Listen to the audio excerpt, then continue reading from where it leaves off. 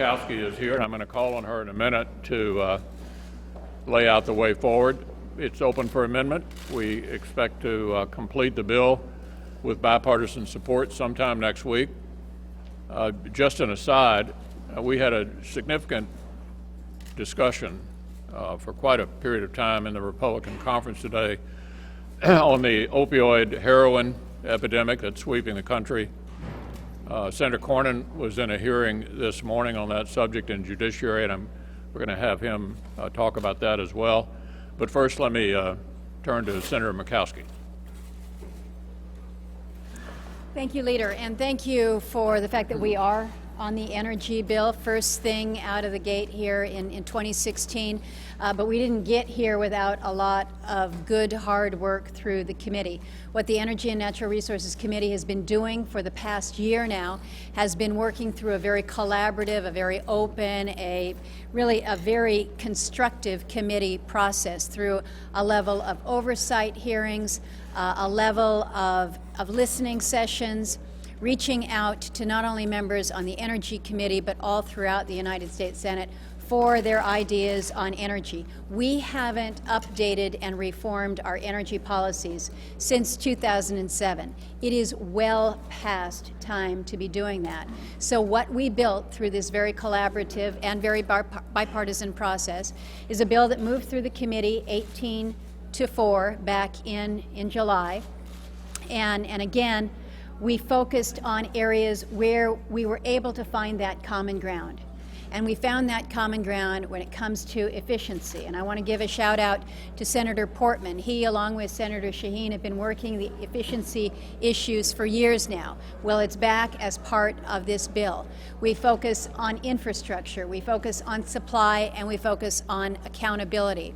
All areas, again, where we believe that we can advance our energy policies so that we produce more energy, Americans pay less for their energy, and we're able to move our energy around in ways that make sense, moving us towards a better energy future all around. And we do this through this measure without mandates, without increasing taxes, and without adding to the deficit. So we're going to be on this bill. We've encouraged members to bring forward their amendments. I fully anticipate that there will be an opportunity to hear from a lot of different corners. But we shouldn't be afraid of amendments. We had an opportunity last January to move energy-related amendments through.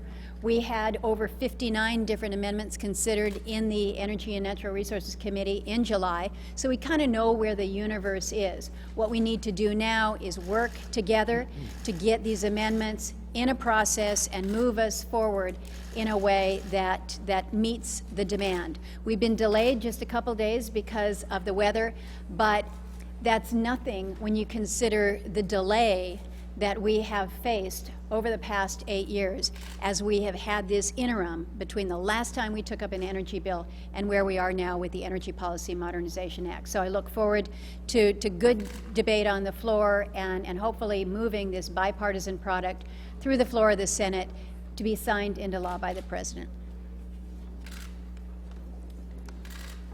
As the Majority Leader said this morning, we had a hearing in the Senate Judiciary Committee on a piece of legislation called the Comprehensive Addiction and Recovery Act. And this is legislation led ably in the Senate by Senator Ayotte and Senator Portman because of the ongoing pandemic really occurring in their states and other parts of the country with regard to prescription drug addiction, namely the opioids that Senator McConnell talked about, and then the cheap heroin that is so often substituted for these prescription medications by people who become addicted. But once again, we've seen that our criminal justice system is not well suited to deal with people who are addicted or indeed people who are mentally ill, and that we heard about creative, innovative programs at the local level around the country that could be put to good use to help people deal with their addiction, to help them recover their lives and get back into productive lives.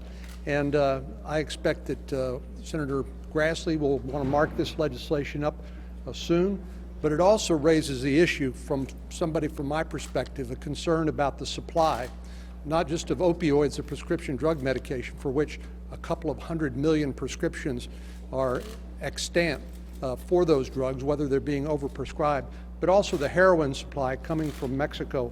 That's one of the chief products of the drug cartels that rely upon demand in the United States. Thus, they produce this heroin that comes across our borders, and what we're going to do about that. Well, I want to congratulate Chairman Murkowski for her incredible work on this bipartisan energy bill. A big component of this is our effort to make it easier to export liquefied natural gas.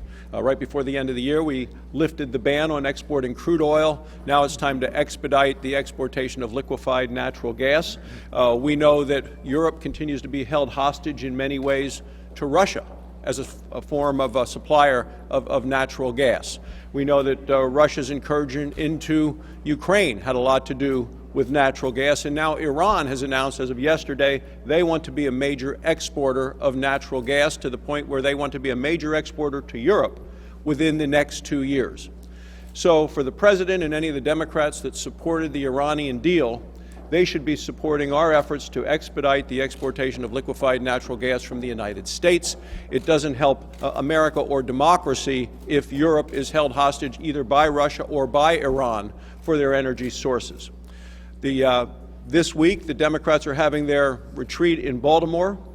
Joining President Obama will be Tom Steyer, who is again an enemy of American energy and American energy supplies.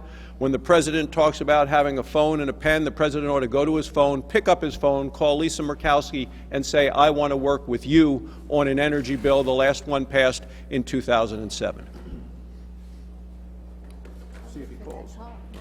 Well, on the opioid issue, in an appropriations bill, the one we just passed, we're in the Education, Labor, HHS part of the bill.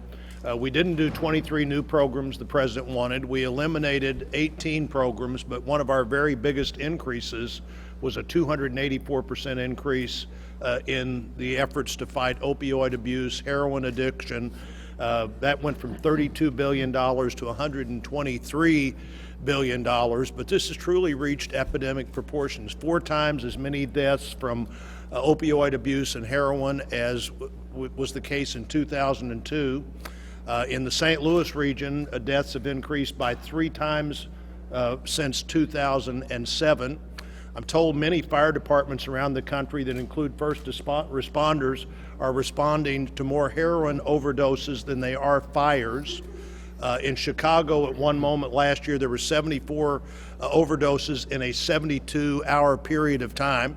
In Milwaukee, Wisconsin, in 2014, more people died of heroin overdoses than car wrecks. And so this is an epidemic. The hearing that Senator Cornyn was talking about this morning, we need to look for new ways to do this, but we also need to realize that the impact goes right down to our veterans.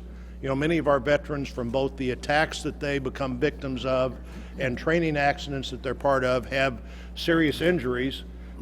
They often wind up with a real problem at the end of the pain medicine they're given, and either have real problems because of trying to stay on that pain medicine longer than they should, or transition from pain medicine to heroin. We have a great obligation there, but this is something we can, we should, and hopefully the Congress and the country will do something about.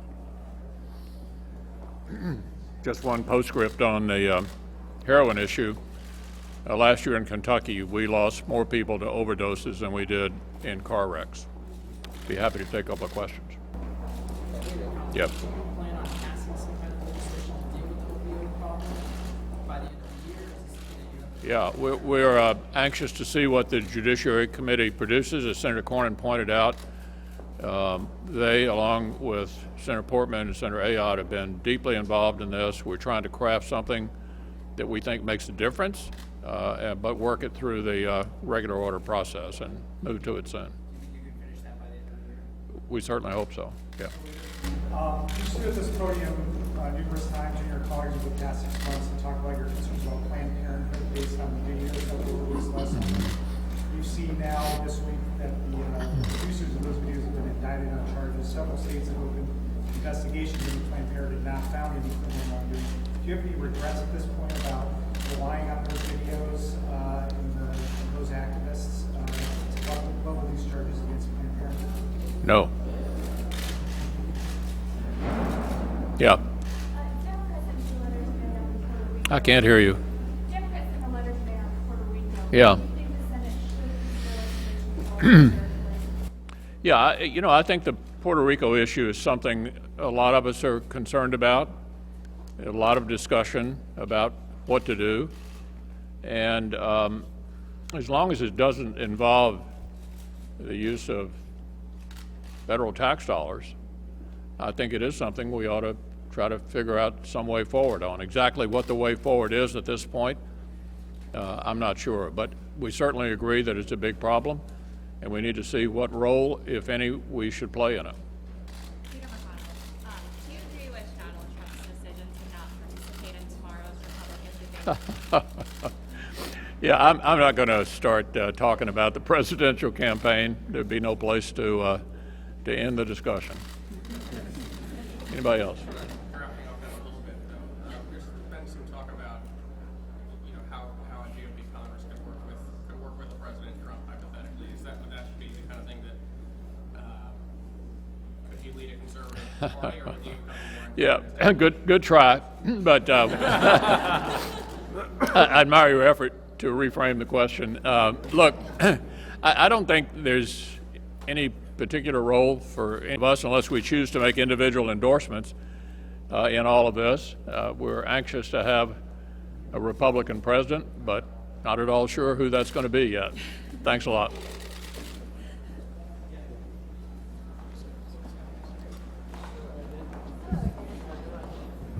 Thank you so much.